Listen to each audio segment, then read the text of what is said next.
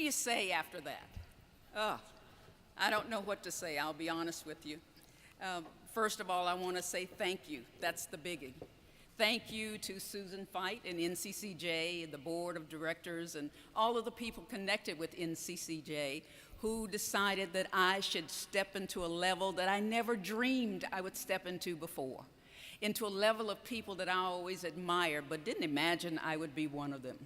I thank my family, Larry and the kids and all my close friends for helping me. You know, you can't do something like this by yourself. You got to have someone in the back sort of pushing you along. And I also want to thank all of you. You would not be here tonight if you didn't think that I deserved this award. So I thank you for being here. I thank you for all the years that you watched TV, who you've been beside me and behind me throughout my days at the shopping center and the grocery store and the neighborhood and the schools. So thank you to all of you.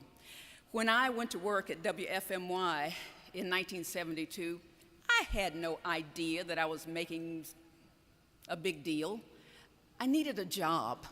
And when I graduated from North Carolina A&T, I had a degree to teach high school English, but I couldn't find a job teaching. Everywhere I went, they said, we need math teachers, science teachers. And I thought, math, gosh, I can't add more than 1 and 1 and 2.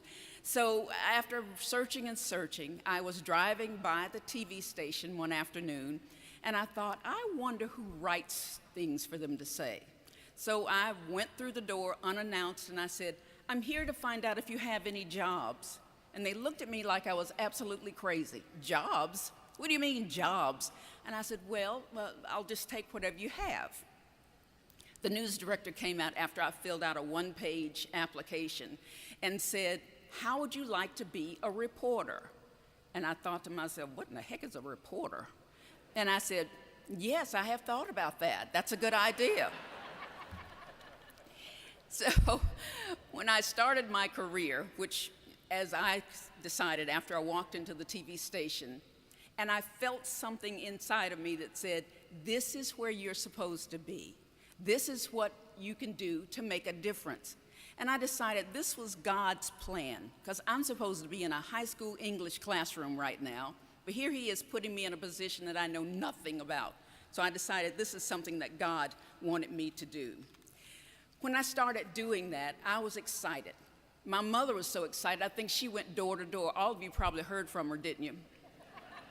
Went door to door saying, my daughter's on television, my daughter's on television. Well, it was not about being on television, because as I started there, I didn't know anything about reporting, so I had to learn as I went along. But I had so many people helping me learn, like Lee Keinert, bless his heart. I did not realize until recently that he was getting all sorts of threats on his life and his family because he was helping me. But I can say that probably most of what I learned about TV, I learned from him. And you know how brutally honest Lee is. He'd say, now listen, Hughes, you don't do it like that. Or he'd say, yeah, Hughes, you did a good job today, but you got to do better than that. So I was scared to death, but I went along with him. When I started on TV, I did not expect to get the kind of reception I got from our community. I got threats against my well-being and my life through phone calls, letters, confrontations on the street. Anywhere you can imagine, people were saying, you need to get off that air. We don't want your kind on TV. I was kind of overwhelmed by it all, although I wasn't necessarily surprised. Because as they said in the video, where I was talking like Minnie Mouse, they said that I grew up in the 50s and 60s in a neighborhood where we knew that you can't sit in this restaurant, you can't go through that door, you can't use a water fountain that says whites only, you only can use the bathrooms that say for colored only. So I grew up with that, but when I started getting those responses from TV, I really was surprised, not totally, because you know I'd had that all my life, but I was kind of disappointed because I thought I was doing the right thing.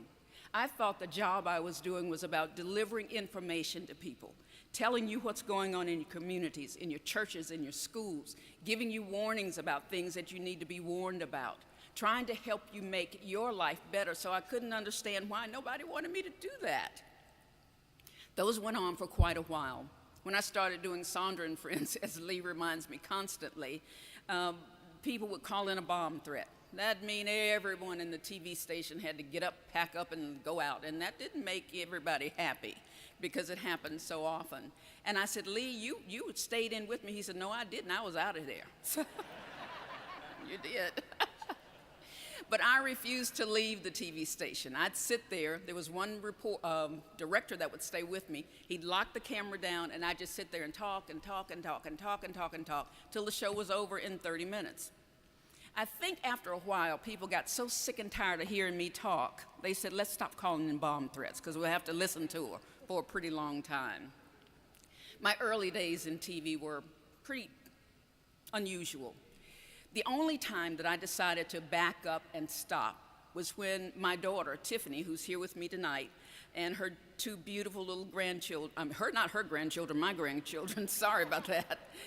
When Tiffany was a toddler and she was in daycare, someone would call and say, the daycare's had a bad accident and Tiffany's in critical condition at the hospital, you need to get there right away. Okay. It's time for me to break the deal and go see about my family. That's when I decided to stop. But that's when my husband, Larry, my close family and friends came together and said, do you like what you're doing? And I said, I feel what I'm doing is important. They said, do you think you should keep doing it? And I said, yes, it's become a passion by now. It's the right thing to do. They said, then fine, we'll gather around you. We'll watch your child at school, your husband, your house, your car, and you at work. So that if something happens, we'll be the first one to call you, and you won't be wondering if this is right or wrong. And I can't tell you how many days I would get off that show and go back into the newsroom, and people who worked there would say, yeah, we got all kind of calls today. But what they would do was run and check them out, or call my safety net to check them out before stopping me on the air to go. Do you know how much that meant to me?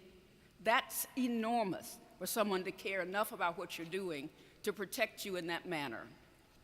I honestly did not realize that I was breaking any barriers or forging as a pioneer. I just knew what I was doing was right, and I felt God wanted me to do it. And I had all these people who said, yes, keep going, keep going, keep going. And that's what I was doing. So I thank all of you who continued to turn to Channel 2 and not some of the other stations, because if we didn't get good ratings, I wouldn't have been there very long at all. But I thank you for that, and I thank you for inviting me into your homes and your businesses and your communities to do various things that I've done over the years. It's been wonderful. When Susan Fite called me and said, we want to talk to you about this year's NCCJ Award, I thought she was calling me to ask me to be the MC. And I kept saying, huh, what? What do you say, huh? And so when she finally said, we want you to be the honoree, I thought, oh my gosh, I can't believe this. I can't believe they're asking me to move to that level of people. I just can't believe it. But it happened. Thank you very much for that.